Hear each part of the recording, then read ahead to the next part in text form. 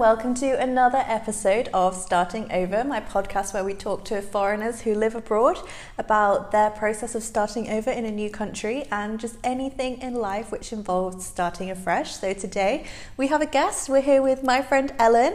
Ellen, do you want to introduce yourself? Hi, my name is Ellen. I'm from the US. I'm 28, almost 29, and I've been living in Barcelona for almost a year, like just a few more weeks, and it will be 1 year. And yeah, I have been loving it so far, and yeah, I do YouTube, and I also have a full-time job, but I mostly do YouTube. Amazing, and congrats on your 1 year anniversary. 2 days ago I had my 2 year anniversary. Oh, you did? In Barcelona. God. I can't believe how quick the time's gone, honestly, but yeah, time has flown. But thank you for being here with us today. Yeah, thank you. Yeah, it'll be great to just have a chat about, your first year here and how you found it. So, let's get straight into it. Why did you move from the US? Where were you in the US, and what made you come here to Barcelona of all places? Very good question. Well, I could talk about it for hours, but if I tried to sum it up, I studied Spanish in school, so I knew one day, even back in high school, that I would want to move to Spain one day. So eventually I made the decision. I can get to that a little bit later, but I was living in Phoenix at the time. I'm from Minnesota, but I was living in Phoenix for 3.5 years before coming to Spain. So I was in my apartment filming my 27th birthday video on YouTube, and then had been talking about moving to Spain one day, but not sure when. And then the next day was driving from Arizona to Minnesota as like a little solo road trip / vacation to Minnesota. And over the course of like 3 days straight of driving, I was just kind of thinking like, why not? What's holding me back? Like, I have no boyfriend, no pets, no kids, nothing to keep me in the US. And yeah, so I had a lot of time to mull it over on my own while I was driving. So yeah, that kind of started my whole start of my research and my interest into moving to Spain. And yeah, so I moved back with my parents for a little bit after that, just to save some money and kind of get situated before coming here. And then I came here in May of 2023, so yeah. And you said obviously you didn't have that many ties, no boyfriend, no pet, etc. But, I assume you had a job and a network to some extent. And, for a lot of people, America is the ultimate goal. The American dream. I see so many, so much migration towards America at the moment. What was it that, apparently this is the end goal for everyone. Why wasn't it for you? Good question. The main reasons I moved here was I wanted like a walkable city, because I was living in Phoenix at the time, and Phoenix is probably one of the least walkable cities in the whole US. Although I had a great time there, it was definitely affected by living there during the peak of COVID, and so I knew I wanted to change. What was that like, living there in COVID? It was tough, I'm not gonna lie, because Arizona did not take it seriously at all, and I did. So I felt very isolated during that time. I didn't have a ton of friends because I had only been there for about 6 months before COVID hit. So, maybe like 9 months, but it took me a while to get situated because it was my first time moving like across the country and being somewhere completely new.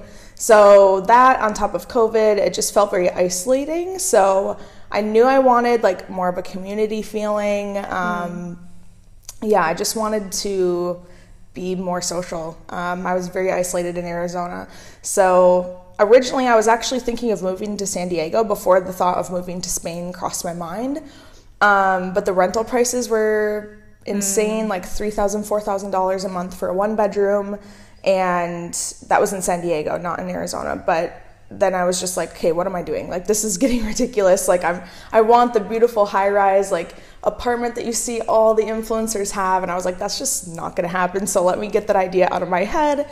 And then that's when I kind of started thinking like, okay, well, no cities in the US are really calling my name.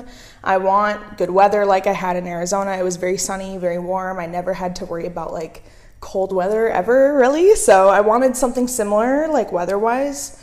And yeah, so then that was kind of what led me to like, well, why not now? I think I would have a better quality of life. I would be happier, and thankfully I made the right choice. I'm much happier here. Yeah, so amazing. Yeah, so I had kind of like been spinning through my mind like which city would make sense for me in the US, and ultimately just none of them felt like a good fit at the time. Okay, so why was it Spain in particular that caught your eye? I had learned Spanish in school. I had studied abroad in Granada, Spain in college. So I knew how to live in Spain, even though Granada is very different than Barcelona. Yeah. So how did you choose Barcelona then? If Granada was your point of reference, how did you come up here? Well, so a few things. I knew Spain because I spoke Spanish. I'm part Hungarian, so I have a Hungarian passport. So Europe, Spanish, Spain was like a pretty obvious choice for me. And then I chose Barcelona, not ever having been here before. I just was like, screw it, let's send it. I did it eyes closed as well. Wow, yeah. I was like, it's a big city. Obviously, people like living there. Like, it's probably fine. So mostly just because I wanted to live on the water. I had never lived like on the sea or the ocean before, so I knew I wanted to live near the water, and I wanted a big airport. And so it was really between like, at first I was thinking Malaga, but then I was like, I don't really want to be around like that many expats. Like I want to have a little bit more of like a Spanish experience. Do you feel you've got that here in Catalonia, or? Well, I wouldn't call Barcelona like the quintessential Spanish experience by any means. No, if you want that, I don't think the locals would be happy with seeing that. But if you're coming for like an authentic Spanish experience, like go to a smaller town. You're not going to get that really, I don't think, in any like very large like international city. So if you really want that, I don't think like any large city is going to be that necessarily, in my opinion. But yeah, then I kind of like thought maybe Valencia, but it was a bit too small for my liking. Yeah, it is very popular with expats, so I think it's like the top expat city, and I really like it, but it is small. It's okay. Little I've never been still. I have well, Sarah lives there. Yeah. Shout out to Sarah, hi, bestie. Sarah. Yeah, she loves it. It's amazing. I've loved it every time I've gone to visit her. But it's kind of like a small bubble, like kind of everyone knows everyone kind of vibe. So it makes me feel better about my decision because I knew I wanted to like have a lot of opportunity. Not that you can't have that in Valencia by any means, but I just felt like, okay, if I'm going to go for it, like I need to really like put myself in the space where I feel like I have the most opportunity. So yeah, Barcelona just seemed like the obvious choice because it was the biggest city on the coast with a big airport. Yeah. So there wasn't a whole lot of decision making involved. I thought maybe Madrid, but it's too landlocked for me. So and that it was gets so hot in the summer. That's like and cold in the winter too. Yeah, it's crazy. Yeah. The temperatures there are really extreme. Yeah, so I wanted more of like a temperate climate, and so Barcelona ended up seeming like a pretty obvious choice, and I didn't feel unsure about it at all. I was like, all right, I'm doing it. Like, let's just go. I mean, same, literally. It was like, where in Spain is going to get me the papers I want the quickest? And here we are 2 years later with all the papers in hand. There you go. So yeah, happy days. Yeah. Well, I'm glad you mentioned the Hungarian passport, because one thing people always ask in the comments is like, how did you do it?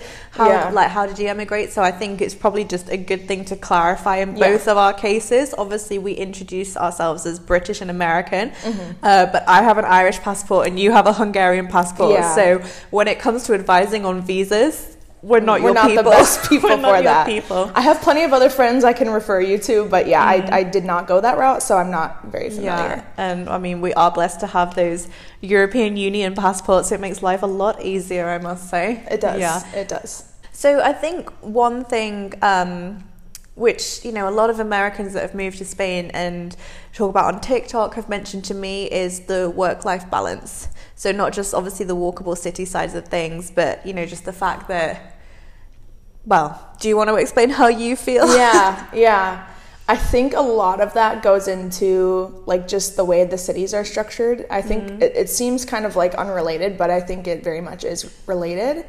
Because like I was saying, when I was living in Phoenix, it's very like disconnected, like everything is very spread out. Whereas here, Barcelona is such a huge city, but the square mileage is actually fairly small. So like when I compare the map, like the lakes in Minnesota, like a small lake in Minnesota is like the entire size of Barcelona. Like, wow. When you think about it that way, it's like the lake that I could run around at my parents' house is like the size of all of Eixample. Like, that's crazy. So just to put it in perspective, like the size difference.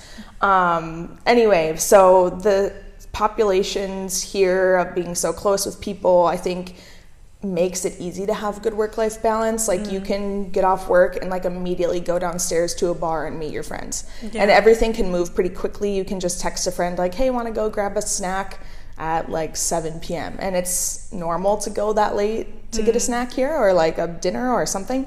In the US, you can't just text a friend like, hey, want to go just meet up quick. Like no one just meets up quick. Does it you know need what I to mean? be like pre-planned? It has to be pre-planned, especially when you take into consideration like suburbs, the lack of public transportation, lots of people commuting to an office that might be like 30, 45 minutes away. Like before COVID, that was more common. I think a lot more people are able to work from home now, which is great.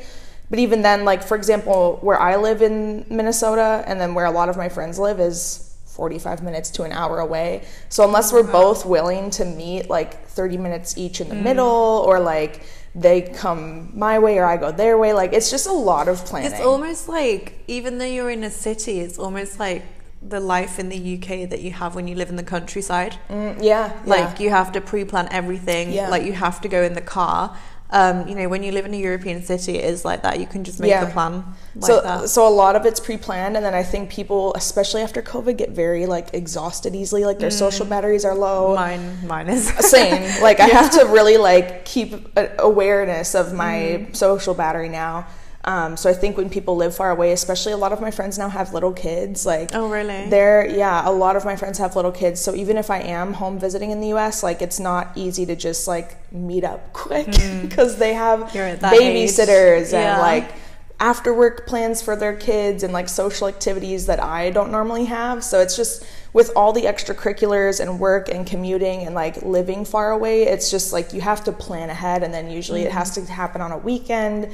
So in the US, like your weeknights are usually dedicated to like either, if you can, squeeze in the gym, cook, bring your kids to a sport if you have time, like so that's usually what like your evenings consist of, is like just getting enough stuff done around the house until you like pass out and then you go to work again the next day. That's not sounding like too healthy. I mean, sometimes I do judge when I see people downstairs putting, you know, a quick beer in before work at 10 a.m. But I mean, it's different. It's a different style of life. It is. So with the state of the US at the moment, obviously it's the center of the world political stage. We're always kind of judging, you know, the health of the world economy like on the dollar.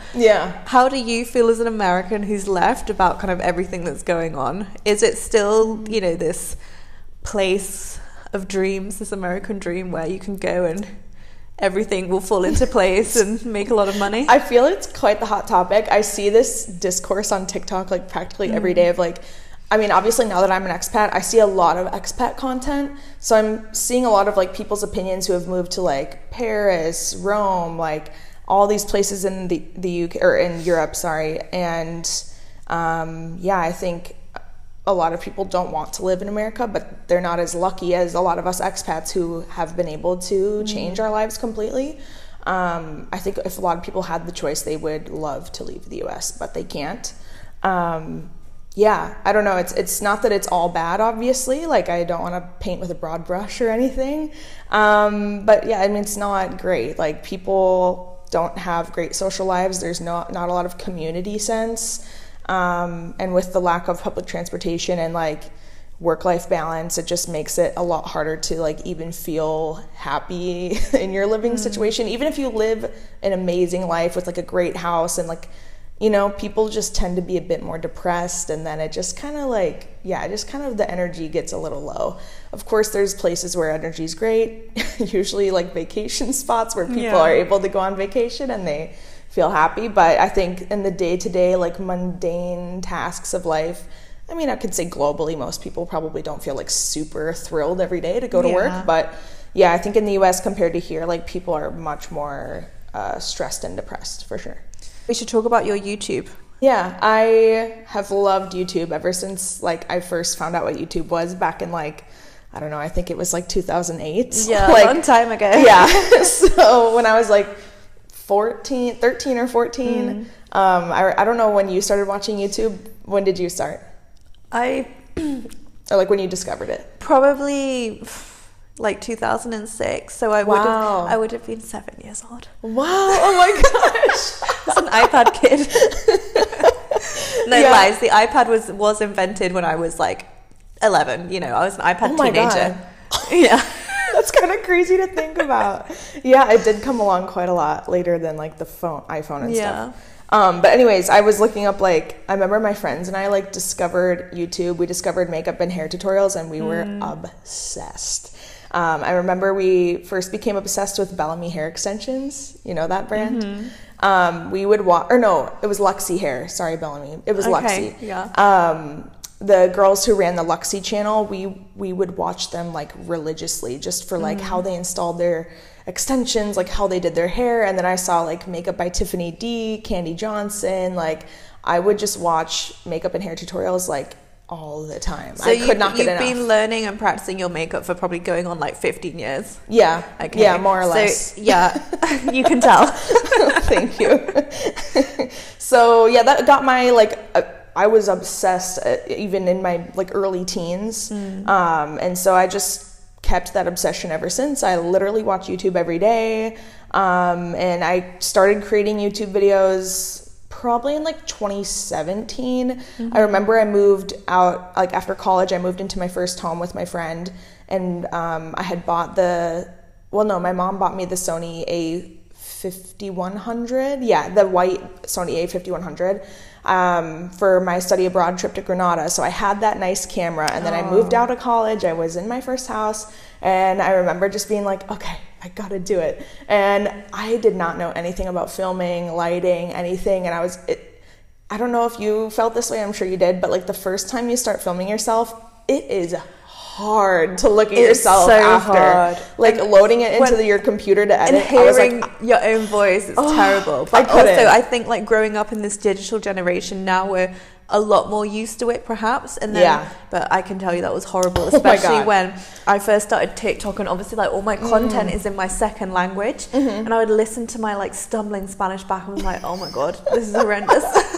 Yeah, I feel the same way listening to my own Spanish too, because I don't speak it nearly as much as you do, obviously.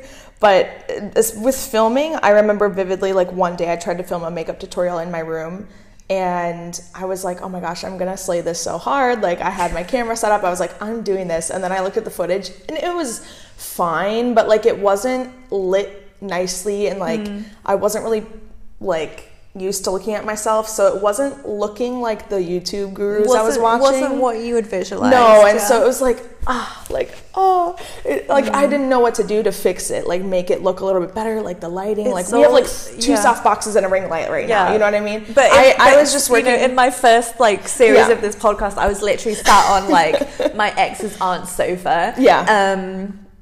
Like with just a camera there. Yeah. Like if you look back at the quality of their videos, it's fucking shite. But what people said is great, so please go and watch it. But I feel you. Yeah. So it took me a while to get used to seeing myself, and so I think I had filmed myself a few times, but I don't think that they ever made it to YouTube. Like I just looked at the footage and I was like, I can't even bring myself to edit this, like staring at my face for an hour, like chopping the clips up and like listening to my voice. I was like, I can't do it. Like it physically repulsed me. But it's just one of those things, because when you think about it, it's very unnatural to do that.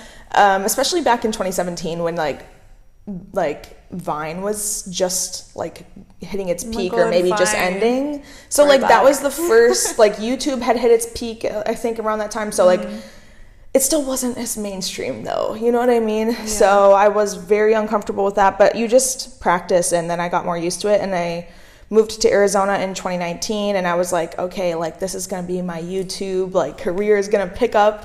I remember like before I moved there, I was like, this is it, like I'm so close to LA, like I'm gonna do the influencer thing, like I'm gonna do it. And I just wasn't there, like mentally and emotionally. Like I think it takes a certain, like, at least for me, I was not ready mentally or emotionally to like commit myself to that sort of like trajectory in my life. And also like expose yourself on the internet, because like, you know, I see it sometimes with my TikToks, like some of the comments are just fucking awful. And I'm kind of like, okay, but like this is what comes with making my relationship so public online. But then I think people also need to remember, like, you are only seeing what I choose to publish. Exactly. Sure, I think that's what makes a successful influencer, YouTuber, etc. is, you know, you're sharing so many details about your life, But you still always do have like control over like what's been shared. So yeah. But you did share something quite personal on YouTube, didn't you? Yeah, so that was eventually when I was living in Arizona. This was in 2021. I had been going to therapy for a while. I finally decided to like really take my weight loss seriously because I've always struggled with my weight. And so I had been taking COVID very seriously. I just kind of worked out in my house or I went on hikes, and I lost like 65 pounds throughout the course of the majority of 2021. Speak to us in kilos. Oh yeah. Sorry. 30-ish kilos. Oh shit, wow. Yeah. It's roughly half of pounds, whatever that is. Gosh, so wow. So it's a lot. That's like, isn't that like, it's like a whole child almost. Kinda, right? yeah. Like a 7-year-old or something. I don't know. Wow, congrats. Thank you. Amazing. So then I filmed the video later that year, like how I lost 65 pounds during quarantine with no gym, and that ended up going fairly viral, which I'm very thankful for, and that's where I got majority of my subscribers from. And so I have been posting kind of like on and off weight loss content since then, but then obviously I moved to Barcelona, and that's kind of like a totally different topic. So I've been kind of juggling, like, you know, do I really want to focus on weight loss content or not? And I've asked quite a lot of times, like between Instagram and YouTube, like what people want to see. And I think for me, at least as a creator, it's easier to film kind of all sorts of aspects of my life. But I have started another weight loss journey because throughout 2022 and 2023, I gained almost all of the weight back, which is like... What was it, do you think, that made you gain it all back if you lost so much? I don't know, because I really, like, I learned a lot about my eating habits and, like, how to eat healthy and how I like to eat healthy. And that's what helped me lose a lot of the weight in the first place. So I really don't know. I don't want to blame it on a medication, but I think part of it was being at home with my parents. It was a little stressful. I was not moving around as much because living at home, like, yeah, I can run on the street, but I don't really like to. It's a little bit less safe because, like, of the cars and everything. Yeah, I mean, I could have worked out harder, but I'm not close to a gym, so I wasn't going to go to a gym because it was like 30 minutes away one way. So I just didn't justify going to the gym. Plus, it's winter there. Like, you kind of like hibernate a little bit. Yeah, I just didn't. Yeah, and then I started taking Lexapro, and I've heard it can cause weight gain. I don't know though, like I just wasn't moving as much, and then I thought for sure when I moved here that I would like just lose any weight that I had gained while being at home in Minnesota, but I actually gained weight more since moving here. Yeah, and most people it's the other way around. So all I can think of, like I was obviously walking way more than I did in the US, so like the movement wasn't a problem. All I can think of is like maybe alcohol, like just, and I don't even drink that much, but just a few drinks per week could add up. Yeah, and there's I think a much bigger drinking culture here, like a casual drinking culture. Yeah. So kind of every day or every 2 days you're putting in just all those extra liquid calories. I think it could just be that even, like even with all the walking around, it wasn't enough to like offset that. And then just kind of, it could be the stress of like just moving to a new country. I don't know. Sure. Everybody reacts differently. So for whatever reason, gained a lot of it back. But then I had been hearing a lot about Ozempic, semaglutide, like, you know, a lot of the celebs are on it. Yeah, I think a lot of people watching this are not going to know what that is. So, really? Yeah. Okay. Do you want to cover? Yeah, of course. So I'm sure you guys have heard of the term Ozempic. The drug name is semaglutide, and it's a GLP-1 something, look it up. But anyway, so it mimics a hormone in your body to essentially slow down, like what it does is it slows down your digestive system. So it keeps you fuller for longer, and it also helps kind of like regulate your hunger hormones. So that's why people lose weight on it. It wasn't originally intended for weight loss. Ozempic was originally intended for, I think, type 2 diabetes. But then like I think the manufacturer of Ozempic is also the manufacturer of Wegovy, which was FDA approved in the US for specifically weight loss. So those are both injectables that you inject, I think, once a week into like your stomach or your thigh, and you lose weight. And then there's other drugs like Mounjaro I think there's like Eli Lilly is another manufacturer. So there's a lot of them out there now. And then the ones that are available in Spain, I think, is just Ozempic or Rybelsus, which is the one I'm taking. Rybelsus is a pill, and you take it every morning, and you have to just take it on like a little bit of water for 30 minutes just on an empty stomach to let it like absorb into your blood system, and then you can eat. So I actually I'm glad that my doctor gave me Rybelsus, because I wasn't like loving the idea of having to inject myself once a week. Yeah, I would struggle with that. So Rybelsus has been fine. Like I don't know why it's not recommended more. I think maybe just because it can be less effective if you're not like really strict with the way that you take it. So it can be less effective than the injectables. But did you find actually getting hold of that drug here in Europe harder than it would have been in the US?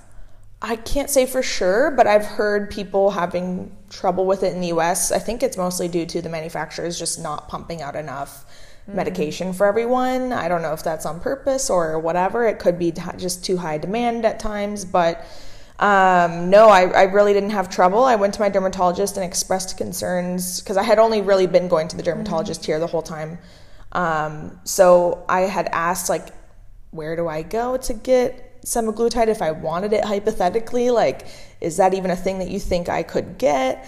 And they gave me a referral to an endocrinologist, and then I started going down the endocrinologist route, and they had written me like my dermatologist wrote me like a letter of like recommendation, like I've seen this patient for the, X amount of time. I think they would be a good candidate, but ultimately it's up to you, like the endocrinologist. So you were able to get it here with a prescription, which I think is just an important detail. Yes, I'm not, like just going to a med spa and they're like just giving me some like cocktail of things. Like, yeah, so I got an official prescription. I didn't even like push for it. I just kind of said like, hey, here's the letter from my dermatologist. Do with it what you will. And they were the ones who were like, yeah, you should take it. Cool. And I think it's around €100 a month for a box of like 30 pills. Is that privately? Yes. You're going private, yeah. Yes. Because obviously here, there is free healthcare on the state. Right. No, that's through Sanitas. Not sure if you would get this with national healthcare. But anyway, how long have you been on this pill? How is it going? It's been 2 months, just a little over 2 months, and it's been good. I've lost about 10 pounds or 5 kilos, and I'm hoping it continues at around like 2.5 kilos a month. Hopefully that rate, it seems to be a pretty healthy like rate of weight loss. Yeah, for sure. So I'm hoping I continue on that. I'm on the 7 milligram pill, so I guess that's kind of like the maintenance pill for most people. You can go up to 14 milligrams as like the max dose, but I just talked to my endocrinologist this week and they said like, no, you're good at the 7 milligram one for now. And I'm like, okay, I guess so.